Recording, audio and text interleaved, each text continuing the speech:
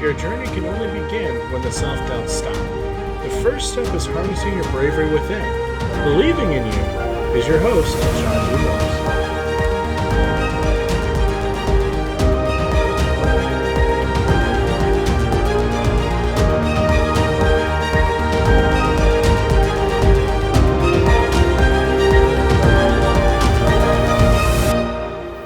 Hello and good day to you all. My name is Sean, and I'd like to thank you for tuning in to another Honorable Warrior episode on Bravery Within.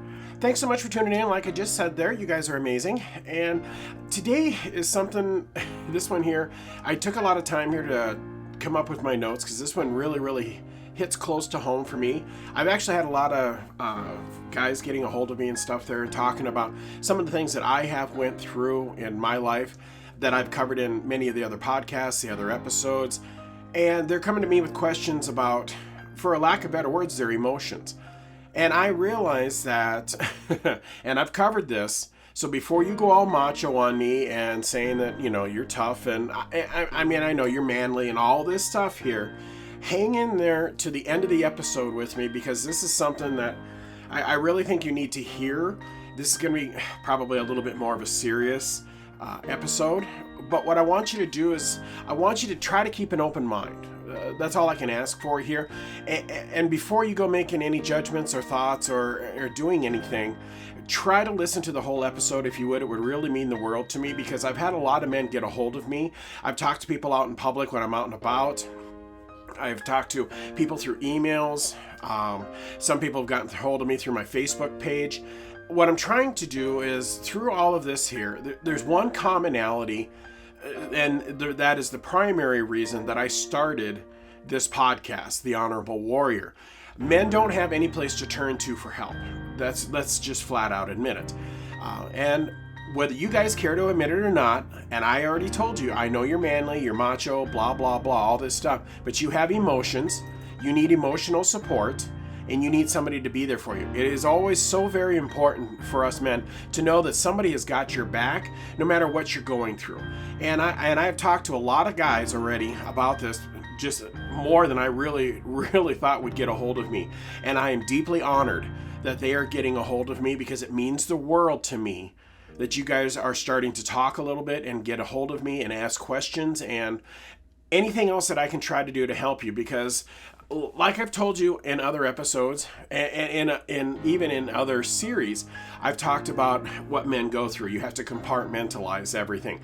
You have to lock everything away. You have to be this rock, this pillar for everybody else. But at the end of the day, there are still times that us men, we need somebody to turn to as well. And we need to be able to feel vulnerable at some point. And I know you're already saying, all right, Sean, no, there's no way I can. Yes, you need to. And I can't stress that enough.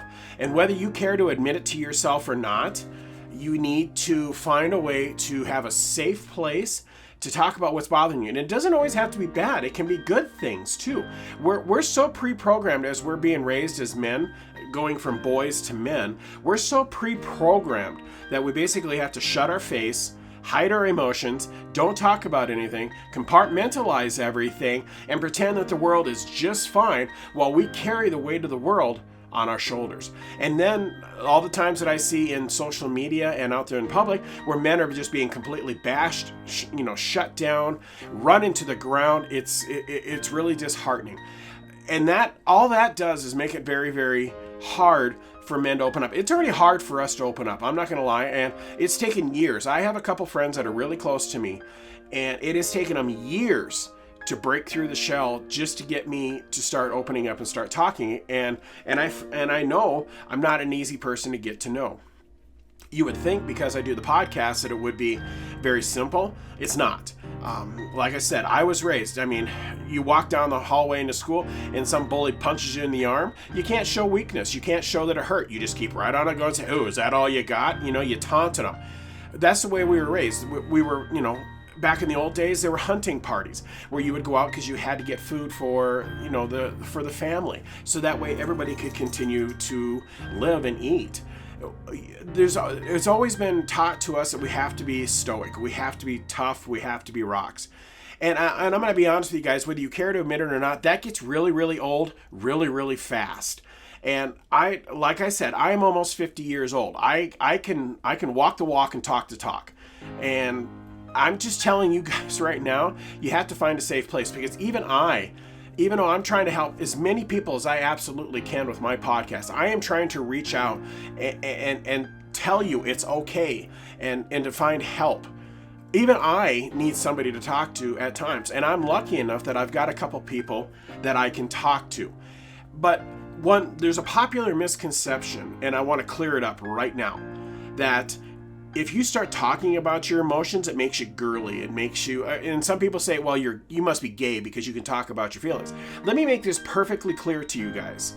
You can be gay and be just as much of a man and more of a man's man than you ever think. You have no idea who actually is and who is not. Not all of them run around waving a flag. I mean, that's just the way it is. But even those guys, even the ones that they're okay and they're proud and everything else, that's fantastic. I think is great. I'm happy for you guys. I'm proud of you guys. But even they need to talk. And that's one thing that it's a popular misconception, is especially where I live here in Podunk, it's everything is, man, you have to hunt, you have to fish, you have to do all these other manly things, chop wood and drive a pickup truck, and there's all these stereotypical types that you have to do so that way you can consider yourself a man. And I get so tired of seeing that, because and I'm going to be honest with you. You know how many times I've had these big burly with a big beards, hair up and down their arms, back, face, legs. They're just monstrous guys. I mean, they're 6'5", muscles. Some of us aren't like that. Some of us are just naturally fat, and I am working on it. If you listen to my other series, you know that. And they have literally come into my house, or will take a drive in the hills, or they come into my office at work, and they absolutely lose it. They are just babbling, bawling, crying, curled up on the floor in the fetal position, because they are so sick and tired of being taken for granted. They're so sick and tired of carrying the weight of the world on their shoulders, and they're tired of not having any safe place to go. Because the more research that I did on this whole episode, it continued to break my heart. The statistics, and I'll get into those in a little bit there, of about what's going on. The suicide rate for men is skyrocketing. There is no other word for it besides skyrocketing, because the pressure that is on our shoulders anymore is so far over than what we really should be handling. And we're supposed to take it on the chin and keep right on a moving. We're supposed to shut our faces and keep right on a going. And I have listened to other reports. I have listened to other people talking about, and I'm not going to make this, man against woman episode. I'm not going to do that. But I'm going to be honest with you. There are times that I hear other people talking and they're downgrading men. They're ripping them apart, saying they don't take care of their families. They don't love their families. They don't provide for their families. They don't support anybody else, and they're very narcissistic. Nothing could be further from the truth. Yes, there are some of them, but there are also women that are like that out there. And I'm not trying to point fingers, but I am so tired of men being run in the ground with this whole new world that we're in. It drives me teetotal and crazy, because I see so many men out there that talk to me, and they're literally on the breaking point of jumping off a cliff, making that ultimate sacrifice, and the one that they can't take back, and just ending it all. And it breaks my heart. And I've talked to a couple people and pulled them back from the precipice, saying, don't do that. Let's work through this together. There's another option. I have tried suicide myself before, and thank goodness, apparently, it didn't succeed. There must have been a guardian angel or something that turned the steering wheel before I ran into a bridge pillar at 90-some miles an hour to kill myself. It turned at the last second. So my guess is this is what I was supposed to do, was to help other guys. And guys, I realize you're sitting there thinking, well, there's no way that I can talk about it. I don't know how to say it. Sometimes just sitting there and just saying whatever comes to your mind first to get this information out. And it doesn't have to be strictly feelings. It can be just something that's bothering you. It could be something at work. It could be something at home. It could be, maybe the vehicle's not running right, or the washer's breaking down. All the stuff that falls on our shoulders to fix, because we're men. And I understand that. And I'm fine with carrying the weight of the world on my shoulders. I am. But there's a point where you feel like you're in the middle of the ocean and the waves are crashing into you. You have this life jacket that is slowly sinking and you're up to your nose with the top of the water and you can barely breathe anymore. And I've run into so many guys that are like that. They're just at a breaking point of they're just one more problem away from really diving off a cliff and being done. Before you get to that point, keep in mind, I'm not a doctor, I'm not a therapist, I'm not a psychologist. I am just a man that works 40 hours a week, takes care of my family, takes care of my home, takes care of my puppy. I'm just a normal man. There's nothing special about me. I don't have any fancy diplomas hanging on the wall saying you're smart. Everything that I've learned has come from the School of Hard Knocks. I have been run through the ringer myself so much. I mean, let's be honest. Okay, if you're not going to be honest with yourself, I'm going to be honest with you. I'm going to lay this out right now, and I've laid this out in other podcasts, but I'm going to be honest with you right now. I was molested for 8 years. If you don't think that's possible, it is. And I'm not making this stuff up. If you get a Bible, I will put my right hand on it and swear to God that this I have went through. I have worked on trying to get through that and get that to be able to move on. I have been raped. I have had 2 sexual harassment cases brought against me. I have been fired 3 times from my jobs for standing up for what I thought I believed in, and I didn't back off. I raised my family to the very best of my abilities. I have lost 4 friends to suicide. Suicide, guys. And that broke my heart because all of them could have been prevented, is the only thing I can think of, but I didn't know how to help them. And that's something I don't want you guys going through. That guilt that's on my shoulders that I have to carry with the rest of my life, I have to carry that. Because I don't know if I could have done more. I don't know if I wasn't listening. Did I miss signs? Did I miss the warning signs? Were they begging for help and I didn't know? I don't know, but I've been through that. I have been emotionally destroyed. I have been emotionally controlled, physically harmed, physically controlled. You name it, I have been down that road. So I can sit here and talk to you guys about this stuff because I've been down that road. I have the School of Hard Knocks diploma. That is literally the only diploma I got. But I choose, instead of being a victim, I choose to be a survivor. And I choose to continue to grow, to continue to work on my mental state along with my weight that I'm down 240 pounds on, 230, 240, somewhere in there. I'm down 6 pant sizes, I'm down three shirt sizes, and I'm working on myself. And I'm basically having to reprogram everything that I learned growing up because I raised my son differently. I raised him that it was okay to have emotions. It's okay to have feelings. He is so incredibly strong. He is one of the strongest men that I know. And he can still help people. He still has a soft side. He's still there to help whoever needs it. He stops. I know he's bought stuff, meals for veterans and for older folks and anybody that he can help. He has done it. I've seen him do it. He is a remarkable kid, and he still lets his feelings show. And that's what I'm trying to tell you guys. I mean, I'm Gen Z. I mean, latchkey kid, you name it. I've been down that road. I mean, I had to take care of my sister. I had to take care of other kids in the neighborhood. There was so much as I was growing up that was put onto my shoulders, and I did it because I was expected to, and looking back, I'm glad I did, because that's what a man does. You stand up for your family, you protect them, you make your word good, you do whatever you can. If you say you're going to do something, you do it. If you make a promise, you follow through with it. You do your absolute best. Can we 100% do that all the time? No. And to think that you're perfect is impossible, because nobody's perfect. We all mess up from time to time. But one thing that I'm learning as I'm getting older, and I've got a couple winters under my belt now, is that you have to be able to talk. You have to know that somebody has got your back. And the thing that I'm learning also as I go through this is rarely have I ever basically had anybody have my back 100% of the time. I've had to stand on my own 2 feet, take on the world by myself, and keep right on moving. I have been there for all my friends, my family, as much as I absolutely can, and I will be until the day they put me in the ground. But one thing that I've learned is, for the most part, I don't have that backup that I need, that I know that if I get into trouble, somebody is going to be there to take care of me. I have a couple friends, and they're just, I love them to death, don't get me wrong, but one lives so far away, there's not much that he can do. I have another friend that's always on the road and always driving, and he's near and dear to my heart.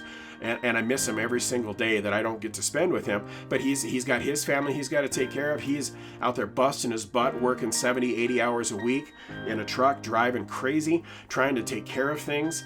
And the thing that scares me the most is when I was reading the statistics on all of this, the thing that caught me the most was the suicide rate in men is skyrocketing. That terrified me to no end. It was like, okay, why is it skyrocketing? But one thing it is, the biggest thing is because this world is turning into basically all computers. We order food online. We order clothes, we order whatever merchandise online. We get all of that stuff there. We pay our bills online. I mean, I know I do. Instead of going into the places and writing a check and dropping it off like we did in the old days, everything's done online. We get emails and status updates online. We instant message and communicate online. We date online. News, weather, updates, everything. Are you seeing a pattern here? Everything is online. And what that does is basically it's proving that there's a silent epidemic for men feeling extremely lonely in the world. Even though we have all of this incredible technology that is linking everything together constantly with all the streaming of the movies and paying your bills and emails and instant messages and everything else. And I'm not going to lie to you. I have done the online dating thing. It's a joke and I don't like it. I didn't have any success to it. I hope you do. I really do. But the one thing that is there's no intimacy. There's no nothing. All there is people trying to take advantage of you and get money from you or whatever they can get out of you. Basically, it's money is really what it comes down to. Oh, please, I'm having a hard time. So please transfer $100 into me so I can afford the basic necessities of food or I can pay my electric bill or whatever. No, I am so sick and tired of people taking advantage of people online. And that is what's driving men even deeper into this recession. The depression in men is incredible. They're saying something to the effect of almost 70% of men that are in this world. I'm not just talking the U.S. here, guys, because I live in the U.S. This is worldwide. And they're talking like 70% of the men are extremely lonely. They're even like, there was something to the effect of 31% they have talked about or considered suicide at some point. That number is skyrocketing. It is absolutely terrifying, and I want to try to find a way to help you guys to understand there's better options than to take your life. And I can't stress that enough. I told you, I've already been down that road. If you're not going to be honest with yourself, say, because I'm manly, I'm macho, I don't have feelings, I got it all locked away, I don't need to talk. Fine. If you want to lie to yourself, that's fine. But, all I can say to you is, those are the ones, I said the exact same thing before I attempted suicide. I'm manly, I'm big, I'm tough. I don't need anybody there to take care of myself. I'm going to make the decision. I rev the car up to 90 some miles an hour, shut off my headlights. I knew where I could see the pylon for the bridge there, and I just let go of the steering wheel, and I was going to just take myself out because I'd had enough. I'd got dumped by a lady because she wanted to marry me, and then she 2 days later pulled everything out from underneath me. I couldn't take it, along with all the rapes that I had been through and all the other sexual crap that has been done to me. I couldn't deal with it anymore. And then to have a very, very controlling and mentally abusive parent that I had just constantly running you in the ground, saying you're worthless, you're a horrible son, you're just, there was too much that was going on. And I learned at that point, even if I asked for help back in the 80s when all of this was happening, people didn't believe that men could be raped. They couldn't be molested. They couldn't have anything sexual happen to them because they said, well, guess what? Something is, popping up. So, how can you not be aroused, or how can you not be enjoying it? What they're learning now is that that is completely independent down there. You can go through and not want anything to happen, and then downstairs still works. That is completely autonomous. It's on its own. So women, if you think that we think through our second head, that's not true. That is completely floating on its own its own area. But it scares the heck out of me knowing there's so many men out there that are on the verge of just giving up and ending it all and making the ultimate sacrifice. That is something that we've got to work on trying to turn around. And if you need to talk to somebody, like I said, I am not a doctor. I recommend you get professional help. You need to talk to somebody. I'm not debating that. I'm not a professional. I'm not, anybody that's got a fancy diploma hanging on the wall. But if you need something simple and you want to talk about it, or maybe I can point you in the right direction, you're welcome to email me, SeanGMorris@gmail.com. If you're having problems and stuff there, please talk to somebody professional. Talk to a doctor, a psychologist, psychiatrist, anything. Talk to, a clergyman. Talk to a father. Talk to whoever it is that's really, really good at listening, and they have a lot of resources at their fingertips. Those are the ones you're going to want to talk to. But the first thing you have to understand is you need to get rid of that whole manly and macho thing so you can allow yourself to get help. Yes, I know that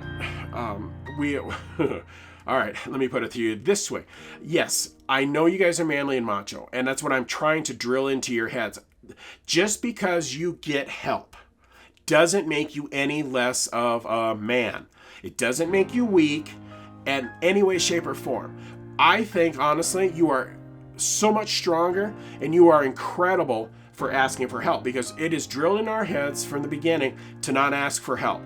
We're not supposed to be there, need anybody else to rely on or bend over backwards or anything there. We're supposed to be there for everybody else, but we're not supposed to have anybody for us. And that is a way of thinking I'm trying to reverse to the very best of my abilities, because whether you like it or not, all men need somebody to talk to. You need a safe zone so you can open up. I'm not saying that you have to sit there and cry and blubber and everything else.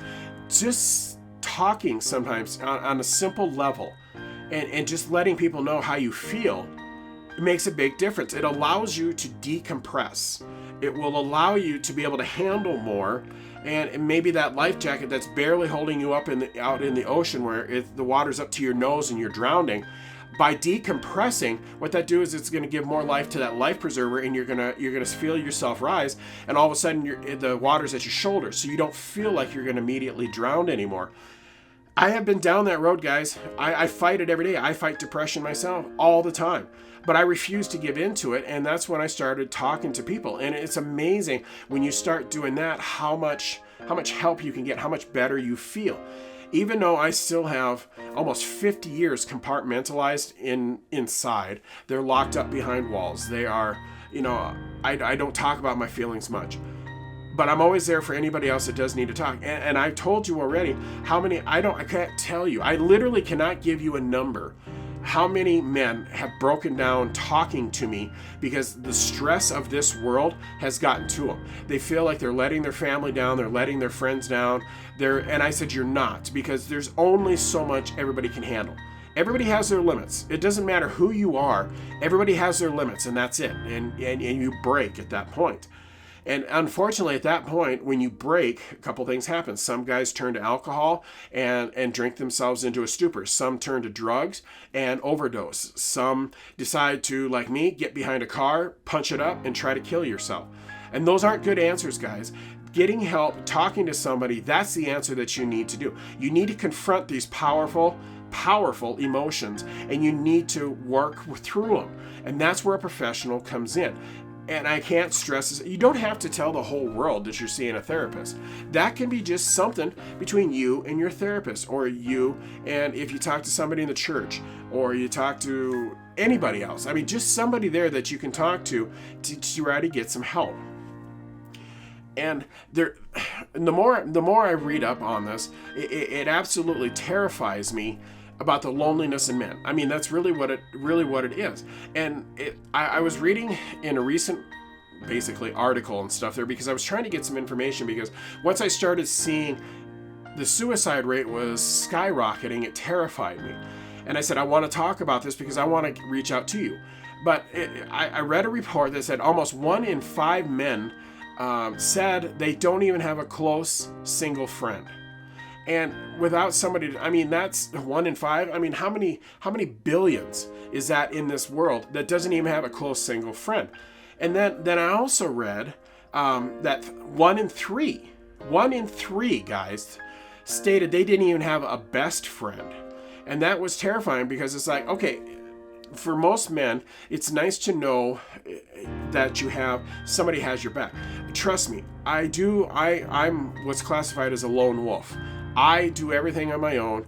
I rely on myself, and my family will tell you that, and it drives them teetotal and crazy. I know it does, because they tell me all the time, why didn't you ask for help? Why didn't you let me help you? Why didn't you say something? And they're completely right. As much as I hate to admit it, they're completely right. But I was raised where you just shut your face and you push through. You do whatever it takes to provide for your family, take care of your kids, and you just don't let anything get to you, because that's the way we were raised.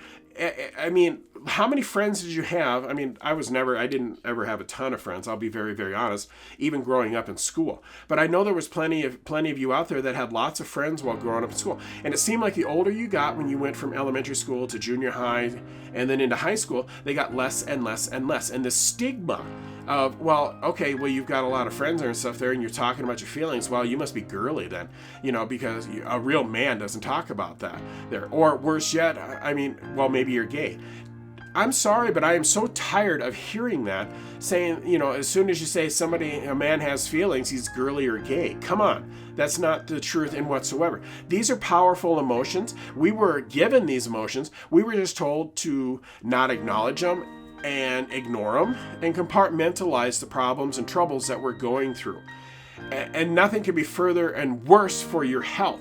I read another report saying there, because guys don't have anybody to talk to, it was, for the most part, the stress that's put on their bodies, it was like smoking 15 packs of cigarettes a day.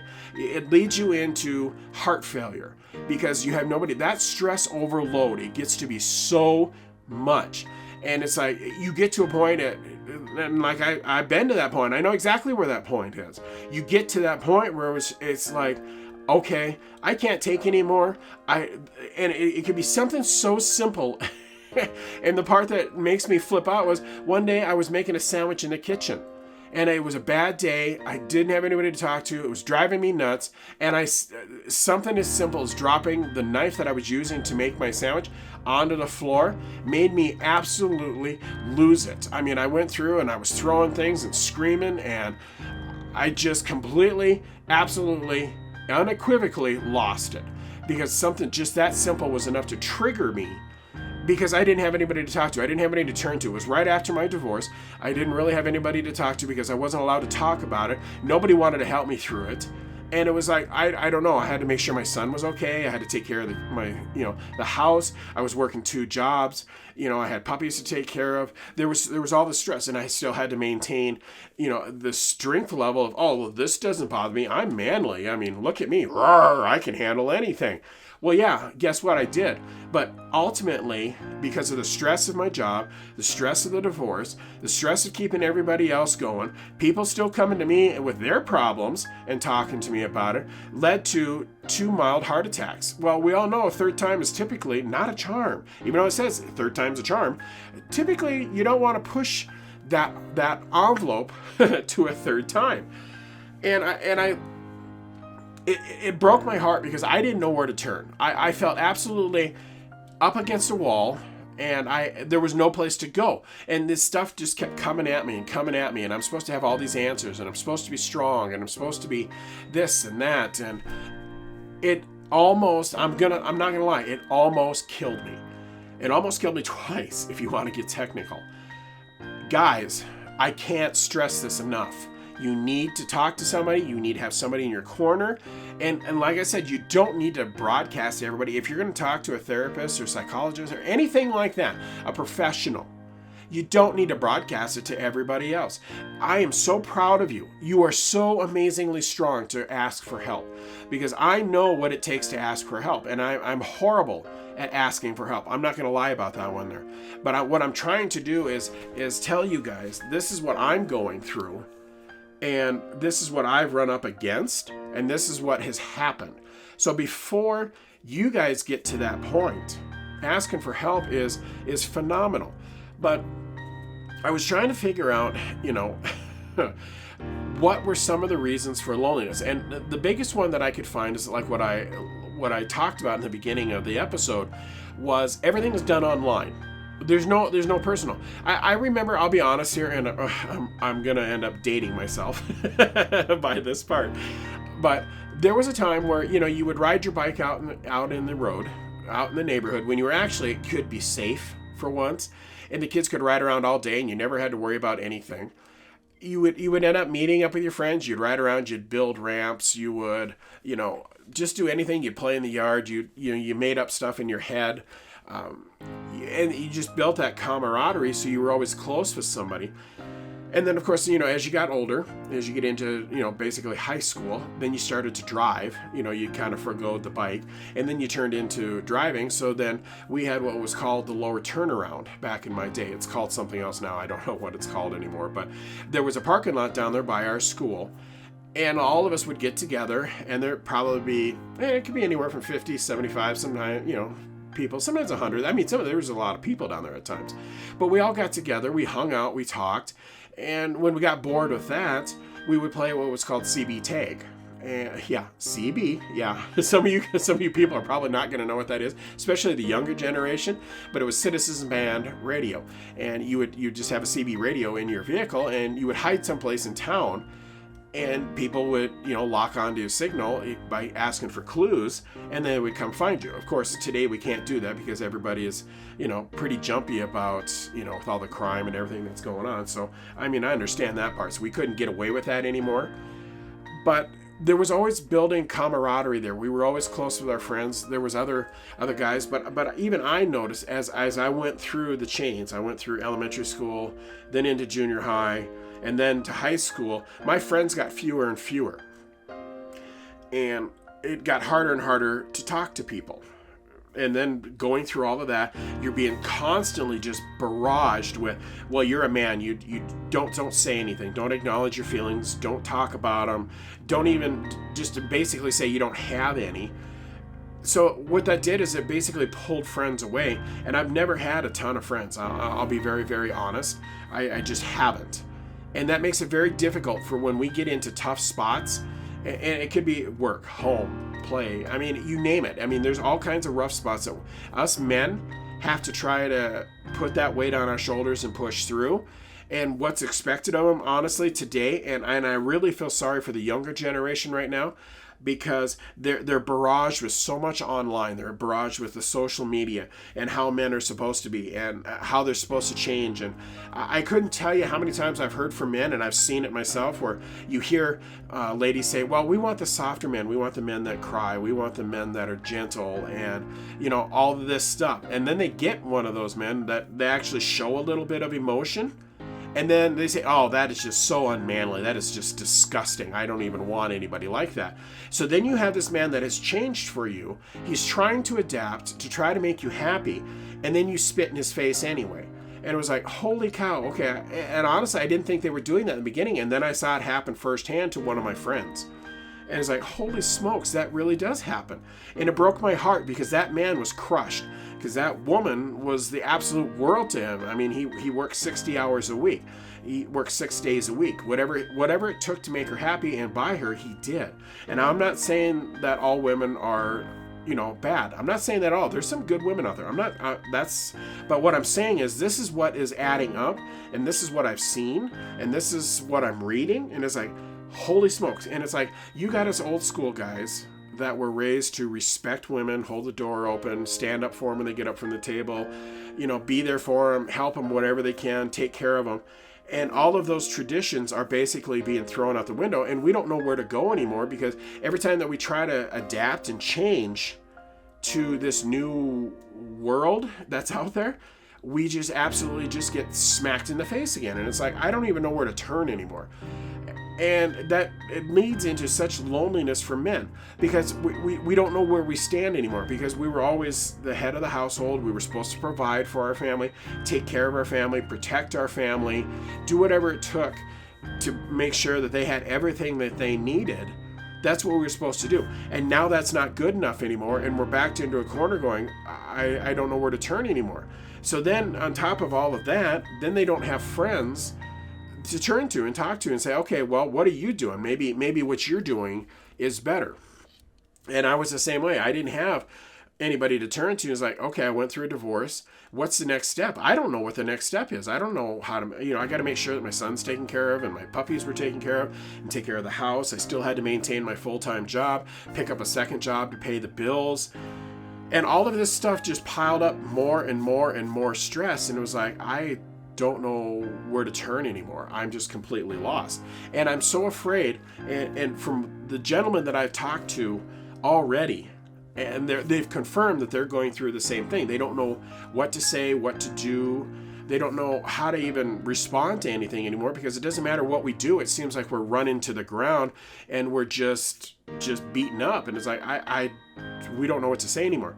So this is turning into the loneliness in men, and then also just the skyrocketing suicide attempts and ones that actually get it done is skyrocketing. It's terrifying. And I'm so afraid that this is not going to turn around anytime soon. So that's why I'm telling the guys out there that are listening to this podcast it's okay to get help. It's okay to talk to somebody. Don't let anybody tell you any different. You have to be able to get through the day. You have to be able to turn to somebody, and it doesn't matter if it's another guy. I mean, the stigma of you can't open up about your feelings to another guy needs to go away. That has got to be obliterated, because if we don't support ourselves and help ourselves out, all we're doing is leaving other men out there that really do need to talk, and they do need to just feel that they're not alone out there.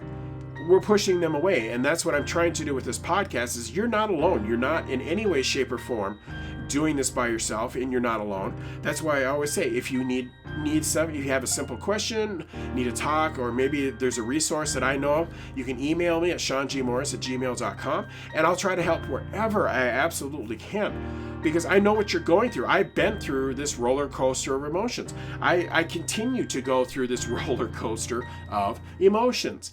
And whether you guys care to admit it or not, when we were created, we got programmed with the same emotions as the females did. We just were told that we had to lock them up, put them away, don't acknowledge them or anything like that.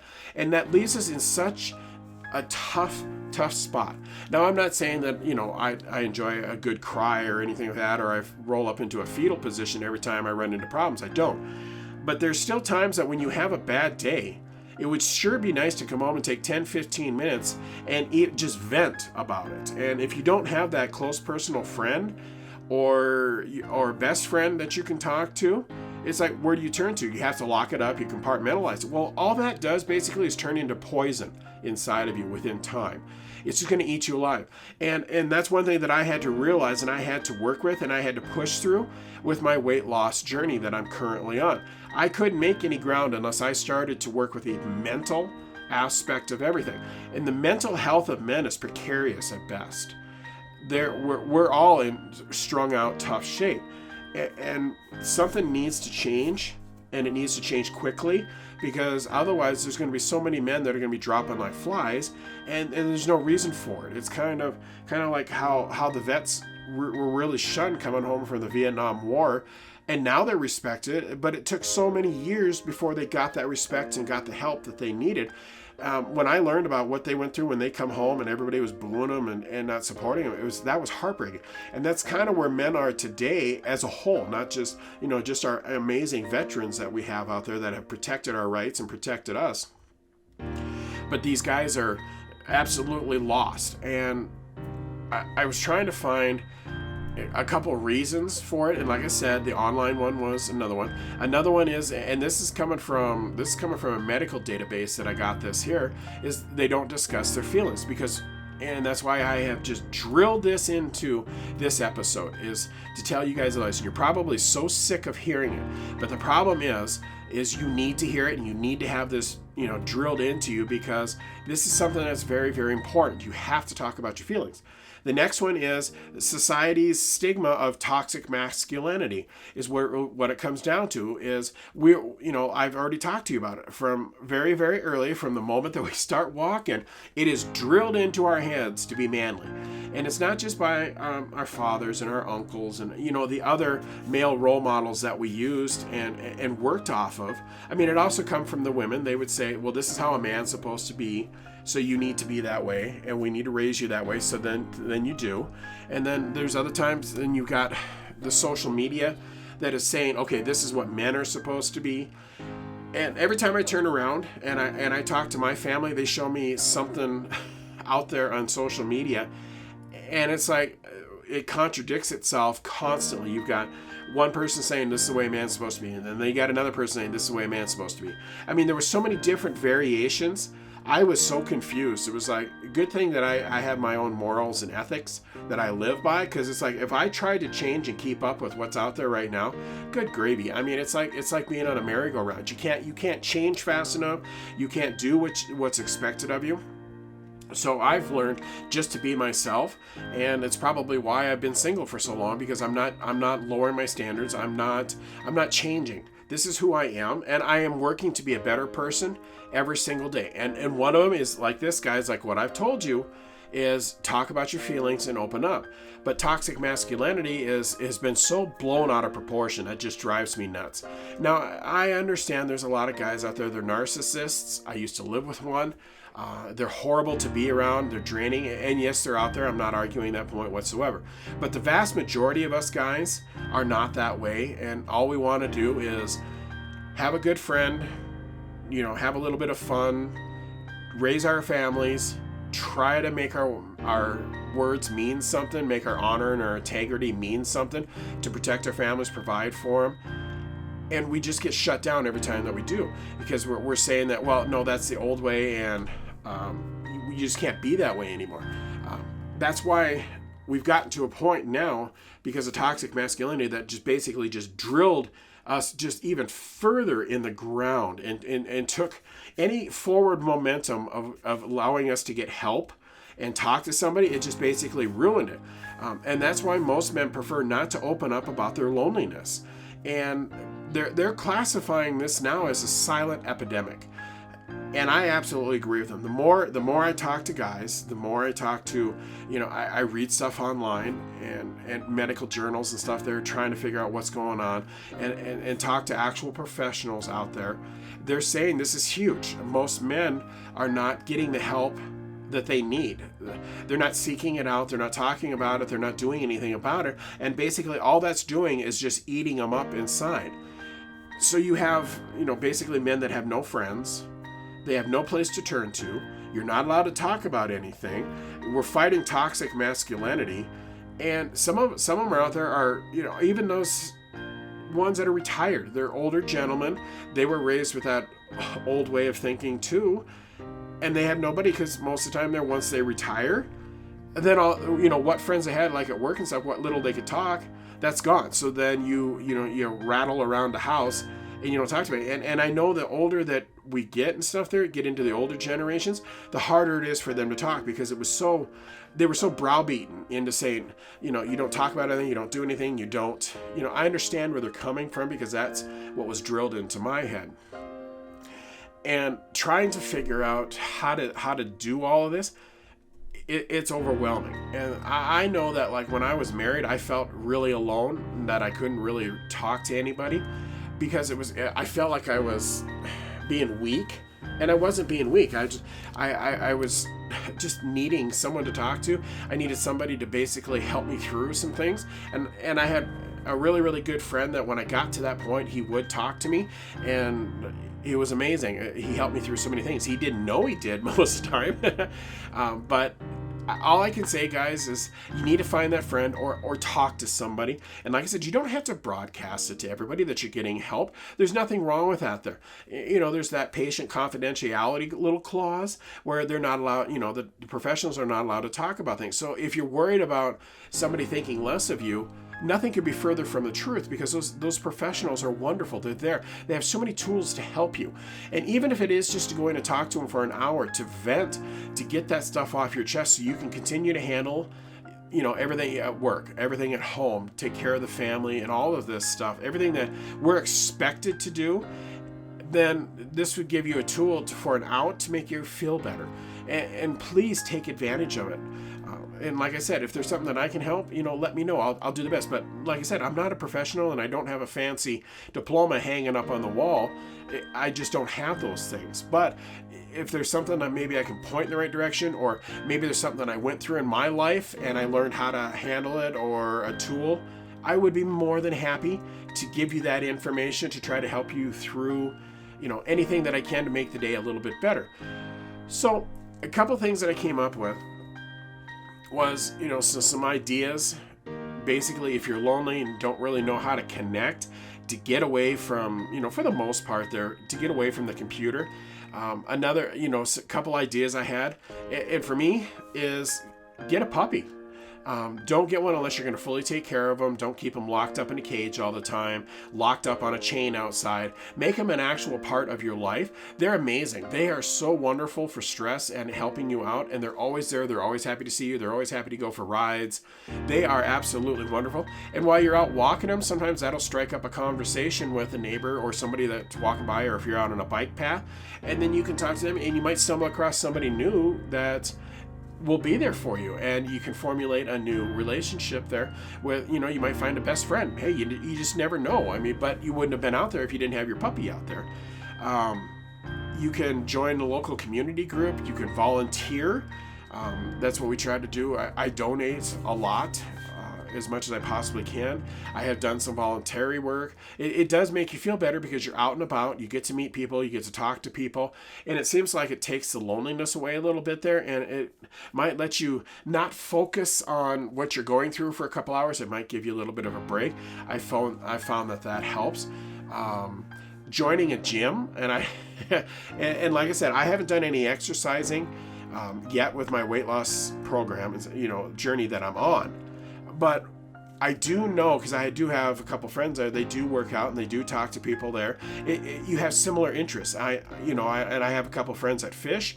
They talk to other buddies. They go out and they go fishing together, or they go hunting together, or golfing, or, all those different things. But it gives them a chance to connect and talk. Now, granted, you don't get the intimate, quiet time to talk where you can say what you want and with no judgment and no repercussions that are out there, but it still gets you out and about where you can talk, and hopefully will allow you to de-stress a little bit so you can continue to handle everything that's on your plates and everything that's being thrown at you. Another one there is that, unfortunately, use social media to reconnect with old friends. So we all, you drift away from friends as you go through life because life just happens. It gets busy, it gets messy, things change, marriages come and go, friends come and go. But sometimes reconnecting with a friend, and I'm not real big on social media, and I kind of stink at it, I'll be honest. I try with my podcast, I really, honest to God, do, but I'm not the greatest at it. But sometimes you can find your old friend out there and you can talk to them. And you'd be surprised on how far maybe that'll go. Maybe you won't find them. But you still, if you don't try to seek out a little bit of help or to talk to somebody, you're not going to go anywhere. So that's why I keep trying to tell you is to just take a few minutes, talk to somebody, get some help, and work through these powerful emotions. I know you guys are manly, don't get me wrong, you're strong, you're amazing, you're all of this stuff. But there are still times where you guys need to slow down and you need somebody to talk to as well. And I'm thinking that something like this would be really, really helpful. I know a lot of you guys game too. You can talk back and forth. That's not real close. You don't really get to talk much. But if it's just one-on-one, at least you're talking to somebody and it would help. It's online and it's not personal, and I'm not the hugest fan of that one there because I honestly think you need that contact. Now, keep in mind, I'm an introvert. I like being alone. I'm not big on having people around. But I've also learned that sometimes, even if you can I'm talking through a microphone trying to help you guys, that's what you would do while you're playing these online games. Maybe that's something that would help you, work through a few things and open up a little bit. So anything to basically to fight off the loneliness, and I want to pull you back from that ultimate decision that you can't take back. Once you make that decision and you follow through with it, it's pretty tough to come back from. I mean, suicide is skyrocketing and it terrifies me so much. And I just don't want you guys thinking that you have absolutely nowhere to turn to. Talk to somebody, work through things, and remember, just because you're asking for help doesn't mean that you're anything less of a man. It doesn't mean you're weak. It doesn't mean you're girly. It doesn't mean anything else. Don't take it that way, because we're raised to be, like I said, stoic. We're raised to be tough and strong and shut our faces and carry the weight of the world on our shoulders and keep right on and moving. So I want you to know right now that if you talk to somebody and get to some help, I think you are a champion. You are amazing. You are fantastically strong for asking for help, because I know we're programmed not to ask for help. So if you're asking for help, I think that's fantastic. So please find somebody to talk to before you make that ultimate sacrifice and make a decision you can't take back.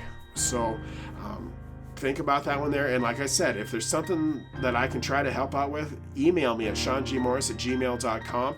I want to try to help if I absolutely can. I may not have the answer, but I might be able to point you in the right direction to get some help or make things a little bit easier. Or maybe I had been through what you're going through and I got through it. So maybe I can tell you how I did, and maybe that'll help you out too. Okay. All right, I'm going to leave it at that. That's a lot of information, a lot of things to think about, and I really want you guys to think about it. So what I'm going to do is, as always, I'm going to end this on a positive note. I'm going to bring us back up now, and I'm going to talk to you guys about the dad joke of the day. So if you're ready to go, here's the dad joke of the day. Do you know what a robot's favorite snack is? Computer chips. That was probably easier. You probably had that one figured out before I got there, but I thought that was pretty neat. So thanks so much for tuning in. You guys are amazing. You guys are strong. You have got this. I'm so proud of you guys there for asking for help, and I know you're going to make it through. You're going to be okay.